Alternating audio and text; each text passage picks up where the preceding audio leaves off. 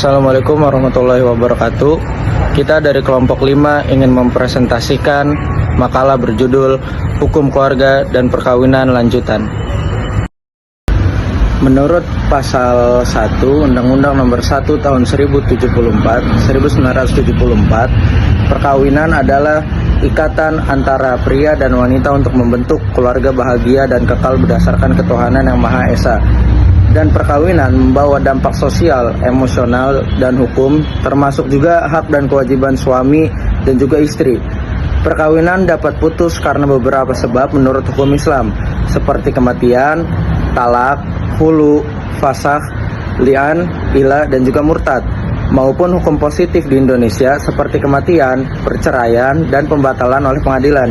Dalam Undang-Undang Nomor 1 Tahun 1974, khususnya pada pasal 38 dan 39 menjadi dasar hukum putusnya perkawinan, dan pemutusan perkawinan juga menimbulkan dampak hukum terhadap perwalian anak yang perlu mendapat perhatian khusus. Setiap individu adalah subjek hukum, namun tidak semua memiliki kecakapan dalam hukum. Seperti anak di bawah usia 19 tahun yang membutuhkan izin pengadilan untuk menikah.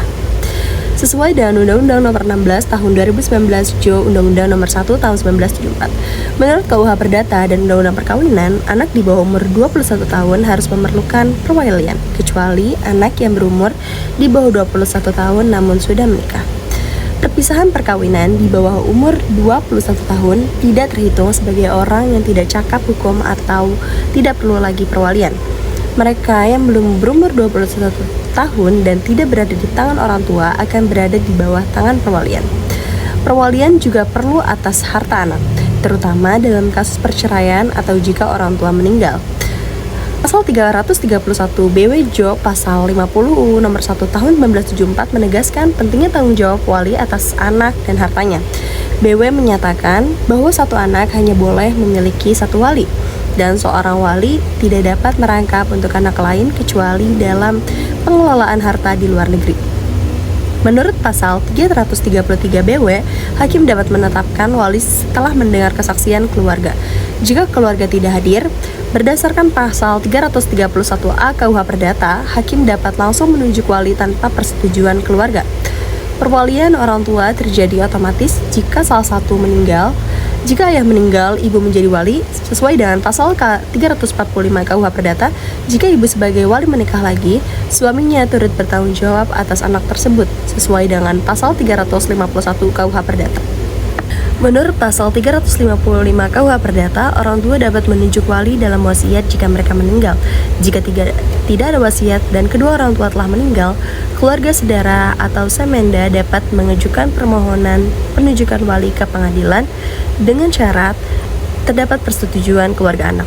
Perwalian berakhir dikarenakan yang pertama adalah anak berusia 21 tahun, yang kedua anak atau wali meninggal, ketiga wali diberhentikan, dan yang keempat wali melanggar ketentuan perwalian, misalnya konflik kepentingan pribadi. Menurut Impres Nomor 1 Tahun 1991 tentang kompilasi hukum Islam, wali adalah orang yang memiliki wewenang untuk menikahkan seorang perempuan, di mana dalam praktiknya biasanya yang menjadi wali adalah ayah kandung, kakek, atau saudara laki-laki dari pihak ayah. Dasar hukum mengenai hal ini terdapat di dalam hadis Nabi SAW yang menyatakan tidak sah perkawinan tanpa wali.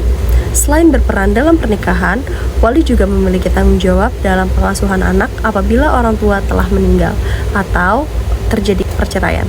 Dalam situasi tersebut, wali bertugas mengurus anak baik dalam hal keperluan hidup sehari-hari maupun dalam mengelola dan melindungi harta bendanya. Anak yang belum dewasa atau belum menikah berada di bawah perwalian jika orang tua kehilangan kekuasaan atau bercerai. Wali bertanggung jawab atas harta anak dan kerugian akibat kesalahannya, serta harus mempertanggungjawabkan tugasnya saat anak dewasa. 3 jenis perwalian menurut hukum perdata. Yang pertama adalah perwalian menurut undang-undang, yaitu orang tua yang masih hidup. Yang kedua adalah perwalian dengan wasiat, yaitu yang ditunjuk melalui testamen orang tua. Dan yang ketiga adalah perwalian oleh pengadilan yang ditetapkan oleh hakim. Badan pengawas wali di Indonesia dijalankan oleh pejabat Balai Harta Peninggalan atau biasa disebut Waskamer yang memiliki tanggung jawab untuk mengawasi pekerjaan wali. Selanjutnya yaitu adopsi. Adopsi atau dalam istilah bahasa Arab biasa dikenal sebagai tabani, merupakan proses pengangkatan seorang anak ke dalam sebuah keluarga baru di mana sang anak harus diperlakukan seperti anak kandung dengan memperoleh hak yang sama dalam hal kasih sayang, pendidikan, kesehatan, maupun warisan. Menurut hukum, anak angkat adalah anak yang secara resmi diangkat dan dipelihara seperti anak kandung meskipun tidak memiliki hubungan darah. Proses ini harus melalui prosedur hukum agar status anak menjadi sah dalam keluarga. Tujuan utama adopsi yaitu memberikan kehidupan yang lebih baik kepada anak-anak yang kurang beruntung, serta membentuk hubungan emosional, sosial, dan hukum antara anak angkat dan orang tua angkat. Secara sosial, terdapat dua jenis anak angkat. Pertama, anak dari keluarga tidak mampu yang diadopsi untuk mendapatkan pendidikan dan kehidupan yang layak. Kedua, anak tanpa hubungan darah yang bisa saling mewarisi dengan orang tua angkat melalui surat wasiat. Di Indonesia terdapat beberapa jenis adopsi, seperti adopsi antar WNI, adopsi pribadi, adopsi oleh orang tua tunggal, dan adopsi berdasarkan hukum adat.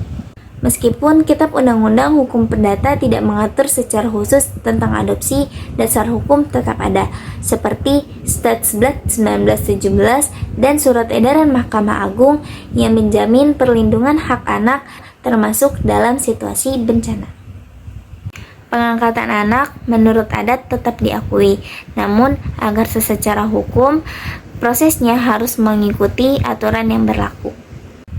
Adopsi bukan hanya memberi tempat tinggal baru, tetapi menciptakan keluarga yang berdasarkan cinta, perhatian, dan juga tanggung jawab.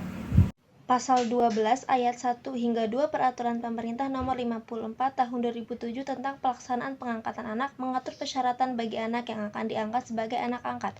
Berikut adalah persyaratannya. 1. Syarat anak yang akan diangkat meliputi belum berusia 18 tahun, merupakan anak terlantar atau ditelantarkan, berada dalam asuhan keluarga atau dalam lembaga pengasuhan anak, dan juga memerlukan perlindungan khusus. 2. Usia anak angkat tersebut meliputi anak belum berusia 6 tahun merupakan prioritas utama, anak berusia 6 tahun sampai dengan belum berusia 12 tahun sepanjang ada alasan mendesak, anak berusia 12 tahun sampai dengan belum berusia 18 tahun sepanjang anak memerlukan perlindungan khusus berdasarkan pasal 13 Peraturan Pemerintah Nomor 54 Tahun 2007. Terdapat 13 syarat adopsi anak yang harus dipenuhi calon orang tua angkat, antara lain 1. Sehat jasmani dan rohani, 2. Berumur paling rendah 30 tahun dan paling tinggi 55 tahun. 3. Beragama sama dengan agama calon anak angkat. 4. Berkelakuan baik dan tidak pernah dihukum karena melakukan tindak kejahatan. 5. Berstatus menikah paling singkat 5 tahun. 6. Tidak merupakan pasangan sejenis. 7. Tidak atau belum mempunyai anak atau hanya memiliki satu orang anak. 8. Dalam keadaan mampu ekonomi dan sosial. 9. Memperoleh persetujuan anak dan izin tertulis orang tua dan atau wali anak. 10. Membuat pernyataan tertulis bahwa pengangkatan anak adalah demi kepentingan terbaik bagi anak, kesejahteraan dan perlindungan anak.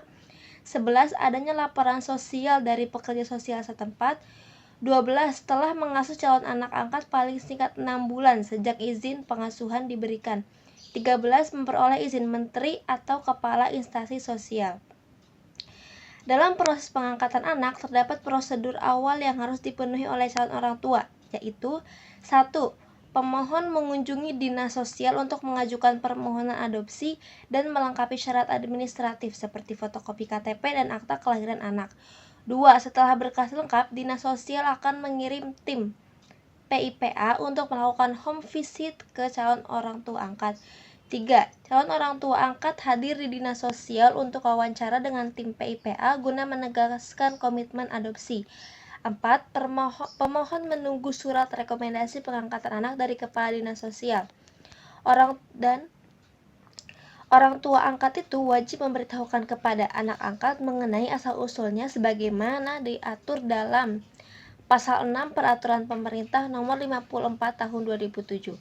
Hal ini merupakan bagian penting dalam pemenuhan hak anak atas identitas diri dan kejelasan status hukumnya.